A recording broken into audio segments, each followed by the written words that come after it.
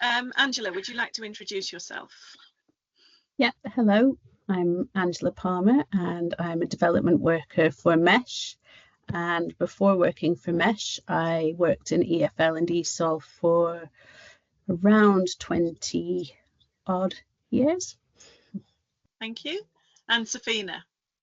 My name's Safina and I'm the ESOL development worker for MESH also. I've worked in the community with ESOL for pre-entry. So my previous job to this was work for Talk English Project. So I've been in the ESOL world for nearly over 10 years now, I think, if I need to, if my maths correct. Yeah, over 10 years. Thanks, Safina. And John? Hi everyone, I am John. I'm the director of MESH. I've probably been in the ESOL world less than everyone else. Before I joined MESH, I was an ESOL teacher for about 4 years. And before that, I worked in higher education for about 20 years. Thanks, John. I'm Claire, and I am a development worker for MESH, along with Angela and Safina. And as well as working for MESH, I also run a charity called Sunflower ESOL, which is about making English accessible for people who maybe can't access it through college. And at the moment, for the last 4 years, I've been doing that through gardening, English with gardening. I first got involved with ESOL back in 2004. So it was never a career plan. I think, as with a lot of ESOL teachers, it just kind of happened. So I went traveling after university. I studied French and English literature at university. And when I came back from traveling, I wanted to keep traveling. So I'd heard that a good way to do that was to do a TEFL certificate and learn to teach English. So that's what I did. I went to London and did my CELTA, an intensive 4-week course. And then I got a job in the Czech Republic teaching English to groups of adults and groups of children. So I was there for a year and came back to the UK. And at that point, started working for a school in Bristol because I discovered that I really loved teaching and wanted to continue down that path. And while I was working at the school in Bristol, I did my Delta, which is kind of the next certificate along from the CELTA, and started teacher training at that school as well as teaching. And then I heard about ESOL, so I started getting interested in kind of teaching different groups of people, teaching for different reasons. So I heard about ESOL and went for a job at City of Bristol College teaching ESOL. And at that point, we had a lot of Somali students. There was a big Somali population in Bristol.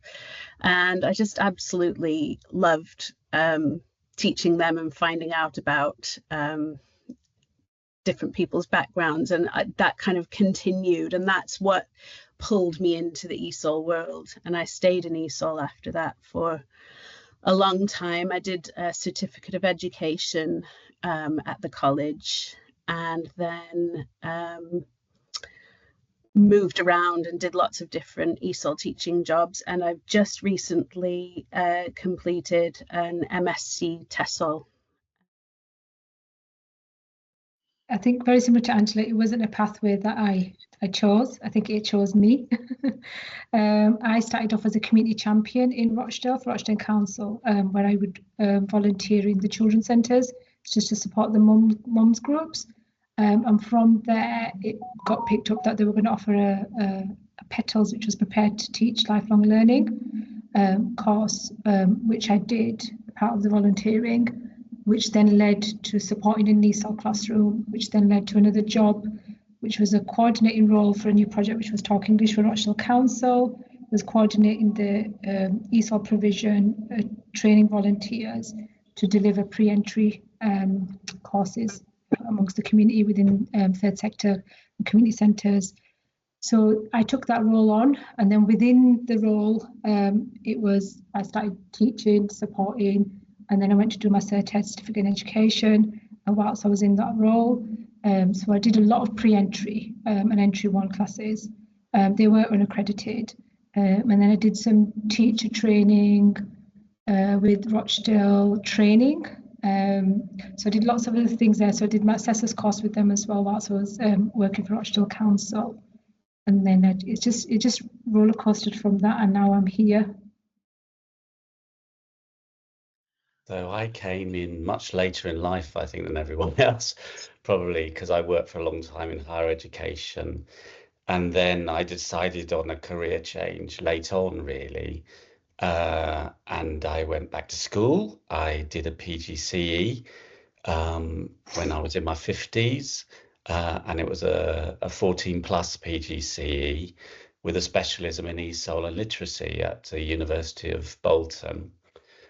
And that was a 1-year course, lots of teaching practice, 120 hours teaching practice in diverse environments, so a bit of literacy teaching practice and lots of ESOL practice. But I was always interested in getting into the community sector, so I was particularly focused on doing teaching practice in community sector organisations.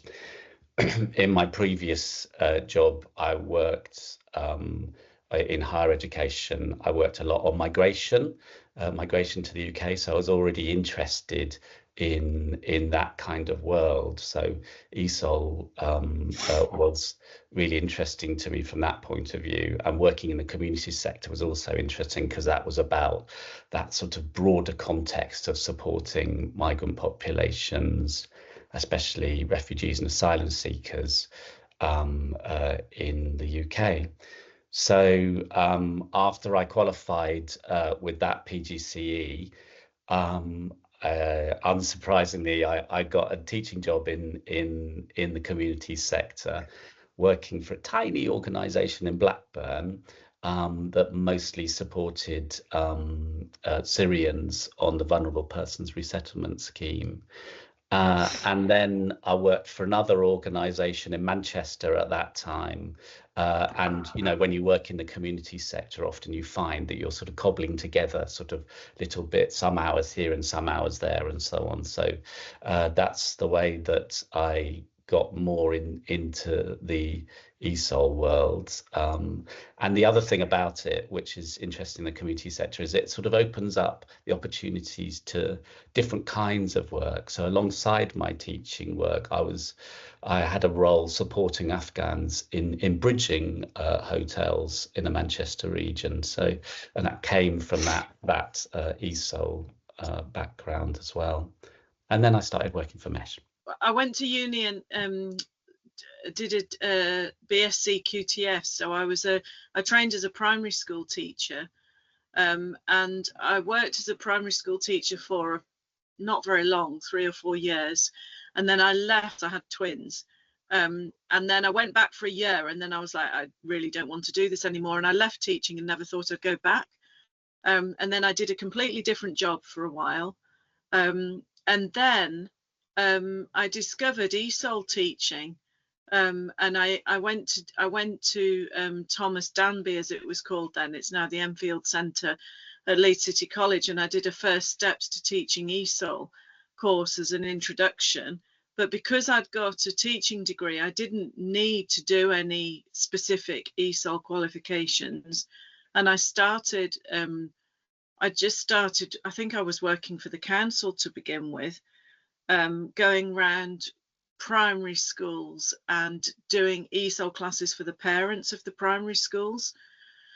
But because I was teaching ESOL, I wanted to get more. I wanted to have some training, even though I didn't officially need to.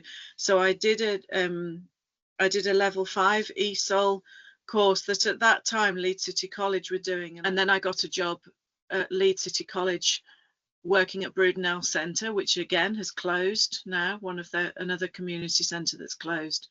And then I went from there. I left there and I set up Sunflower ESOL because I could see lots of people who needed ESOL classes but couldn't access them through college. so wanted to set up something that was more accessible for people who were maybe working shift patterns or had different reasons why they couldn't access stuff at college. Really, how interesting it is that when you hear these four stories, they're so different. You know, it just shows that there are these very diverse kind of routes into ESOL teaching. It's not a very standard path like becoming, I don't know, a chemist or something like that. You can come into it from all these different routes, and I think that's one of the things which makes it such an exciting area to work in, because there's so much diversity, I think, in people's kind of backstories, as well as the obvious diversity that's there in the sector.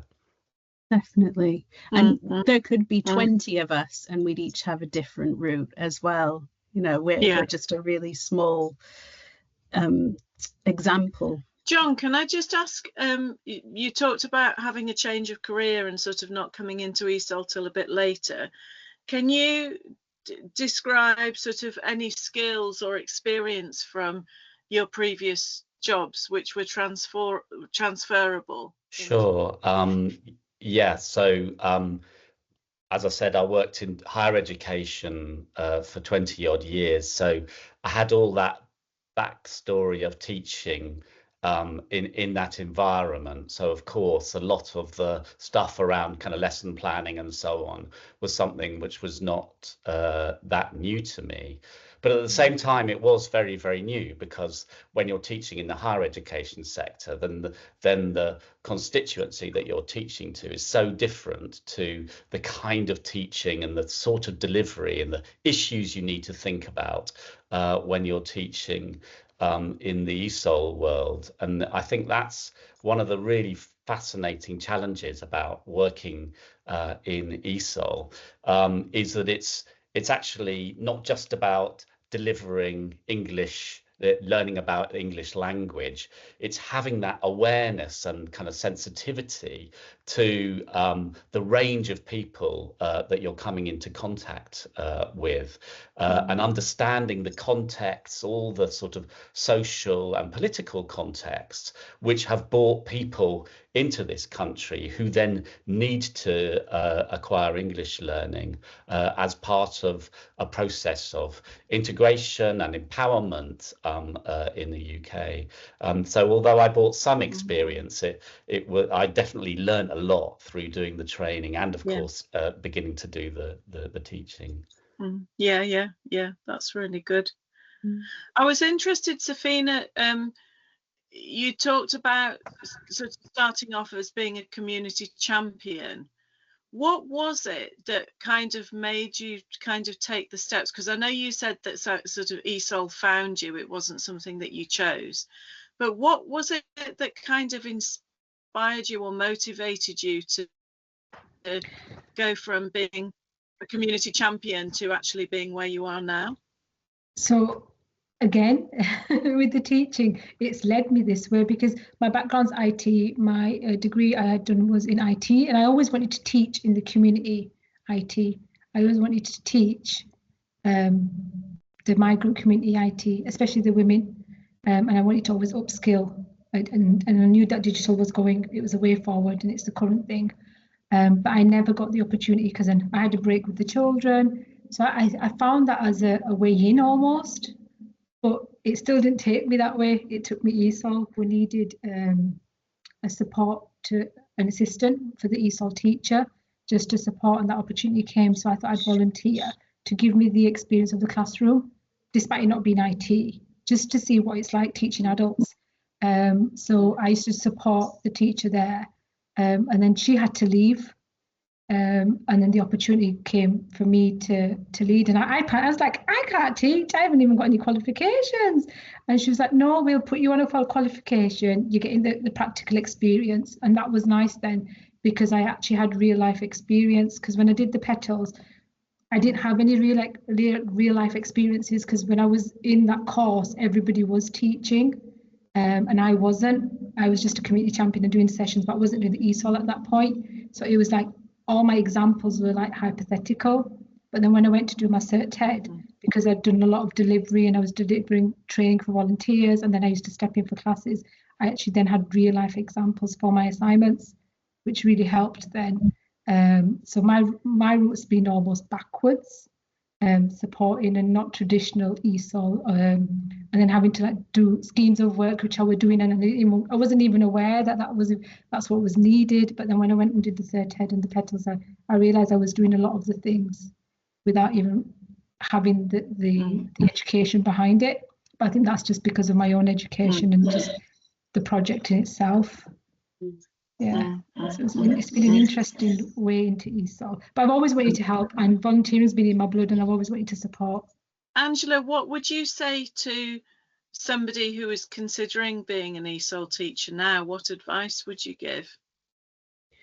Oh, that's a good question. I'd say definitely go for it, but I feel like it really needs to be something that you feel passionate about. I think it's not an easy place to be work-wise, but it's a very rewarding place to be.